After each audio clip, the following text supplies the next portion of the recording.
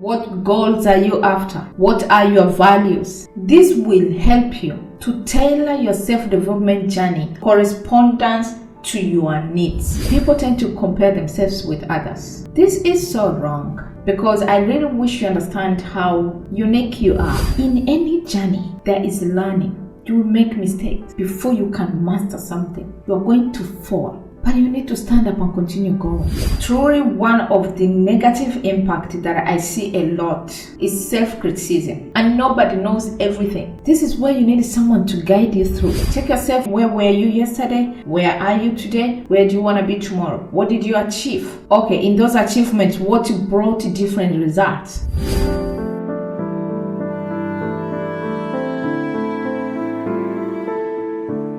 Self-development journey can be very transformative, empowering, and incredibly rewarding. However, if not approached mindful, it can bring destructive effects.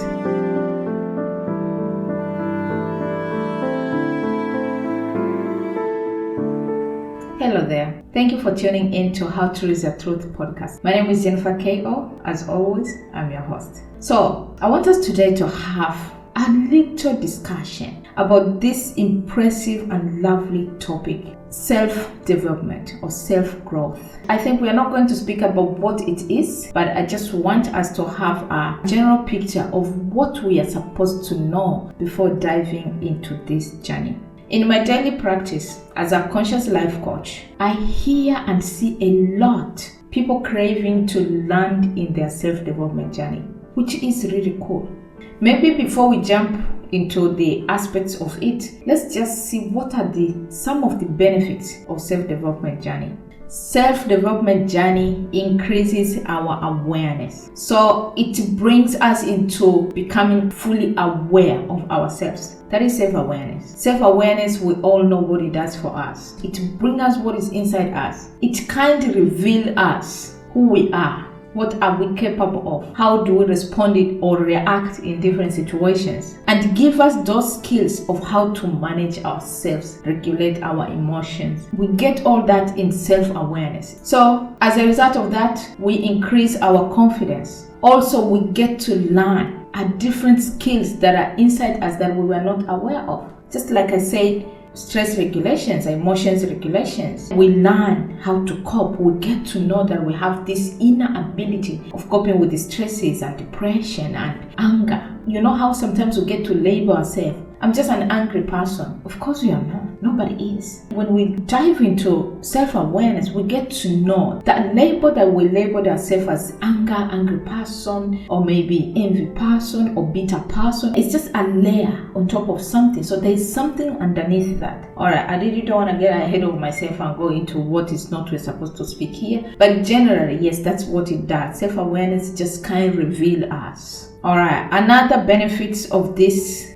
it gives us resilience. So we can't build resilience because when we get to know ourselves now, we do not walk like robots. We do not operate in an autopilot mode. We are more aware of ourselves. Now we work consciously, we act consciously, we think consciously. We can, detect the thoughts that are coming in and going out. So we are going to have different results in our lives. That means minimum, disappointment, because at least we were aware of what we're thinking, we were aware of what we're choosing, we were aware of what we're doing. That is the beauty of self-awareness, of which you get when you land into your self-development journey. So another benefit is that personal fulfillment. This is what you get generally. You become fulfilled. You do not need something outside to fulfill you. You feel fulfilled inside because you have come to understanding that all you need, everything you desire here on the outside is already inside you. All you need to do is just to bring it out. I think that's enough of benefits. Now, let's look what are the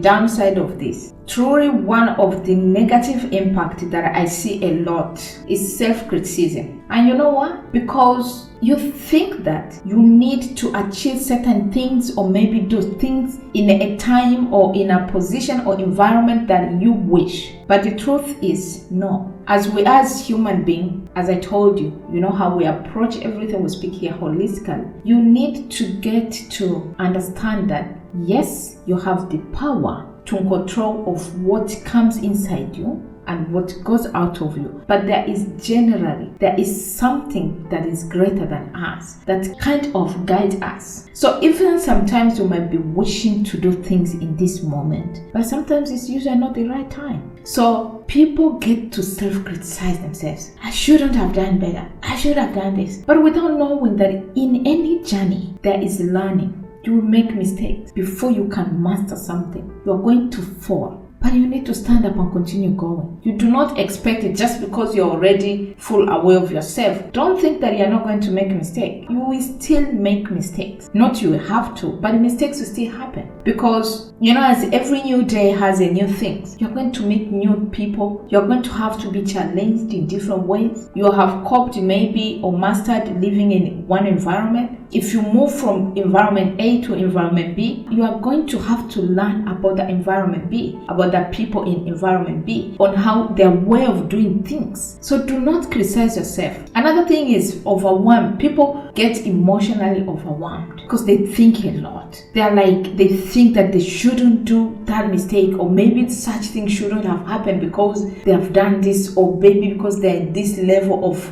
self-awareness. No. Just be cool. Just know that things will happen. Obstacles will still happen. Challenges will still happen. You will fail. You might choose wrong. You might decide wrong. But always give yourself a chance. Because one thing you need to know is you are in control to some extent, not fully. Don't think that everything is going to happen in the way you want, in a manner that you want, and in a time or period that you want. It won't happen that way. Sometimes it does. Sometimes it doesn't. So always give yourself that gap. Another negative impact that I see a lot is comparison to one another. People tend to compare themselves with others. This is so wrong, because I really wish you understand how unique you are. You are different from any other person. There will never be ever someone like you. Never. Don't ever compare yourself. So in terms of achievement, in terms of anything that you are looking at or maybe you are pursuing, just do not look on what others are doing. Always set your eyes on yourself. Remain in your own lane. Look onto you. So your own comparison should be, where was I yesterday? Where am I today? Where do I want to be tomorrow? On those three. And it's you. Not to decide what is Jennifer doing or what is someone else doing, or she's ahead for. No.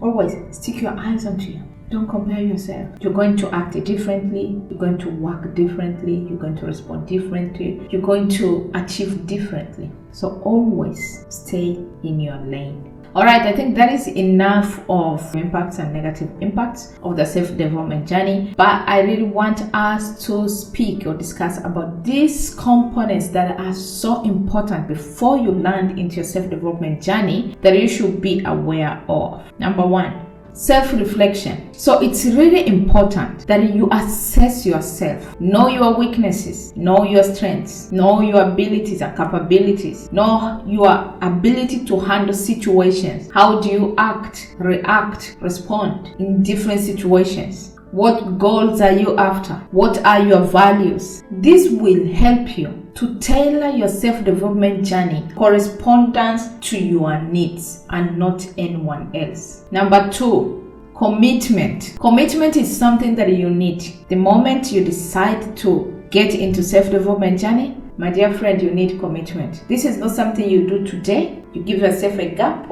and then you come back next week and you do 2 days. No. It's something that needs commitment, dedication, and consistency. So truly, when you think or make that decision of landing to self-development journey, be ready to invest your time and effort. Set yourself apart that the time you're going to invest in, because you need time. You need lots of efforts. Number three, set realistic goals. Don't come into this journey imagining of what you want or the type of life you want or picture of those maybe your role models. You need to understand setting clear goals is just looking where you are exactly and knowing what you could do to help you. That is so realistic to help you move from that point A to point B. Something that is within you, within your ability and capability. Break those goals into small steps. Remain focused. and track them. Just track yourself, like I said. Check yourself, where were you yesterday? Where are you today? Where do you want to be tomorrow? What did you achieve? Okay, in those achievements, what brought different results? Is that the result you want? So try to remain in track, because if you set higher goals that are not realistic, they are going to break you down. Your goal can be like, I'm going to be waking up 5 a.m. every day. If you are someone that usually wakes up, maybe let me say 9 a.m. and you want to wake up 5 a.m., that is a gap. But if you're someone that usually wakes up 6 a.m., you can now go back 1 hour. At least that is a little bit realistic. So you can say, I usually wake up 6 a.m., but now I'm going to make this sacrifice. Instead of waking 6 a.m., I'm going to wake up 5 a.m. That is realistic. But if you are someone that sleeps until 9 a.m. and now all of a sudden you want to wake 5 a.m., that might be a little hard.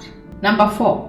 You need to understand that this journey is not a one-time thing. It's a lifelong process. So the moment you start, don't think that you will ever get a certificate on self-development or you will ever finish lessons about self-development, because no. The reason is that we grow. We change every single day. We face new challenges. We see new people. We meet new people. We meet new situations. We grow. Even our goals grows and change. Our aspirations changes. So there is nothing or no such thing as I now know, or maybe I am done with self-development journey. This is no. In fact, as long as you live, it's a journey that will never stop. The moment you decide to get into self-development journey, my dear friend, you need commitment. This is not something you do today. And don't be so hard to yourself. Allow yourself, be flexible. Ask people who have gone through those situations that you're going through now. Ask people who have been on this journey, or maybe on this journey and continuing on this journey. Ask something, learn, read books, speak to your counselors, speak to your coaches. This is where you need someone to guide you through. Get yourself a good book. Learn about self-development, about self-growth. Ask, this is something that is so good. You will never get to know everything, and nobody knows everything. There are people are good in these areas, you are good in that areas. They're perfect in these areas, and that is what makes us unique. So always allow yourself to seek support when you need it. That is the 5 aspects that you should be aware of before you launch your self-development journey. I hope these were helpful to you, and if they were, I'm so glad that they were. So thank you so much. Regarding on where you're listening this on, you can also watch this on YouTube. My name is Jennifer K.O. That is the name I use on YouTube. Or you can listen to any other platforms, any favorite platform you're using. Jennifer K.O. and How True Is Your Truth podcast. See you soon.